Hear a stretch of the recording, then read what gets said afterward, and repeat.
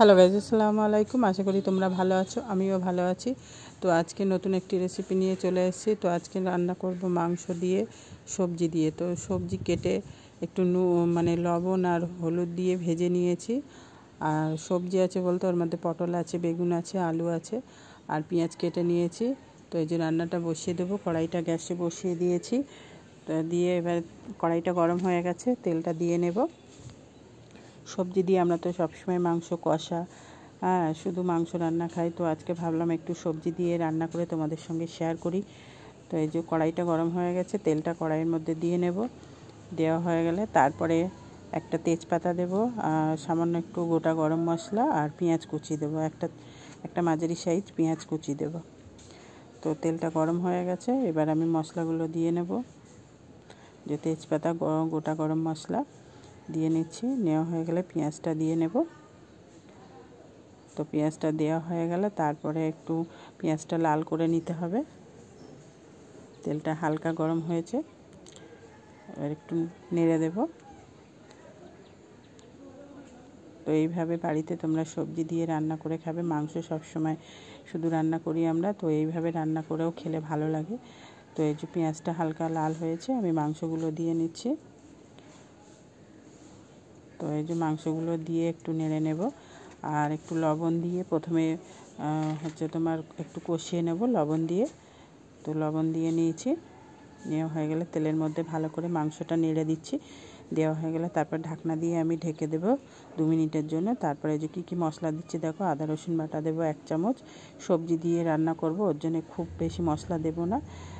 আর এটা তোমার এই মশলাটা গরম মশলা পেশা, তো সেটা অল্প একটু দিয়েছি, 1/2 চামচের মতো। আর দিয়েছি একটু জিরা বাটা, জিরা, কাঁচা লঙ্কা আর একটু শুকনো লঙ্কা বাটা দেব অল্প করে। যেহেতু আমি সবজি দিয়ে রান্না করব, সবই প্রায় বাটা মশলা দেব। শুধু হলুদ আর ধনিয়ার গুঁড়োটা আমি গুঁড়ো মশলা দেব। তো এই যে মশলা দেওয়া হয়ে গেছে, মশলা দিয়েও কষিয়ে নেব ভালো করে। যেহেতু প্রেসার কুকারে রান্না করছি না, কড়াইতে করছি, ওর জন্য মাংসটা গলতে একটু সময় লাগবে। ওর জন্য কষিয়ে নিতে হবে বারে বারে, তাহলে মাংসটা ঠিক গলে যাবে। তো এই যে আমি হলুদ দিয়ে নেব। এই যে একদম ছোট চামচে ঠিক করে করলে 1 চামচ হবে। আর একটু কাশ্মীরি লঙ্কার গুঁড়ো হালকা কালার হওয়ার জন্য। আর দেব একটু গোলমরিচের গুঁড়ো, আর দেব একটু তোমার ধনিয়ার গুঁড়ো। এই যে ধনিয়ার গুঁড়ো দিয়েছি 1/2 চামচ। তো এই যে মশলা আর কিছু দেব না, দিয়ে ভালো করে কষে নেব। লবণটা ঠিক মতন দেখে নিতে হবে, লবণটা ঠিক হয়েছে কি না। তো এইভাবে রান্না করবে, সবজি দিয়ে ভালো লাগবে খেতে। বিভিন্ন ধরনের সবজি দিয়ে মাংস রান্না করা যায়, যেমন লাউ, বাঁধাকপি, অনেক রকম সবজি আছে। অনেকে খেতে চায় না, কিন্তু সবজি দিয়ে মাংস রান্না করলে দারুণ লাগে খেতে। তো দেখো কালারটাও খুব সুন্দর এসছে, দেখতে খুব সুন্দর লাগছে। তো এই যে ঢাকনা দিয়ে আবারও ঢেকে দেব। ঢেকে দিয়ে আর একটু কষিয়ে নিয়ে তারপরে এর মধ্যে পানি দিয়ে নেব, কারণ মাংসটা গলাতে হবে। তো এই যে নেড়ে নিয়ে ভালো করে তারপরে এবার পানি দিয়ে নেব। 1 মগ পানি দেব। এই যে 1 মগ পানি দিয়ে ভালো করে মাংসটা আস্তে আস্তে রান্না করে কষিয়ে নেব। এইভাবেই রান্না করলে গলে যাবে আস্তে আস্তে।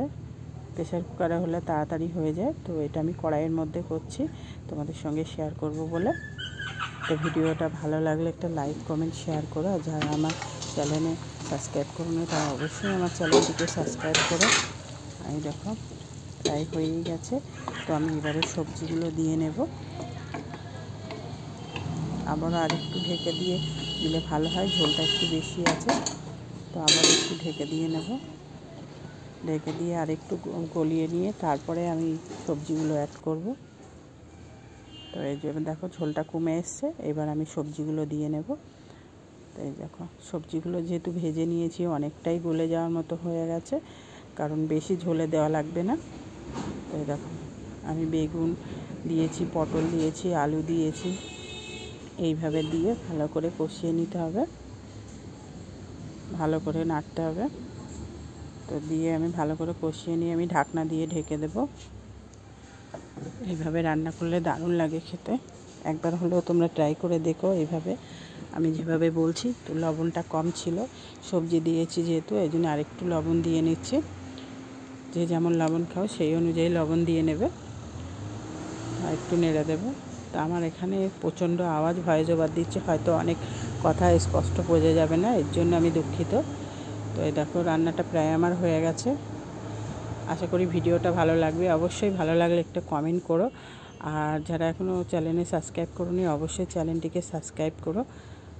ভিডিও না দেখলে না কমেন্ট করলে কি করে বুঝবো যে ভিডিওর রান্নাটা ঠিক হচ্ছে না খারাপ হচ্ছে। তো আজকে রান্নাটা এই পর্যন্ত ছিল।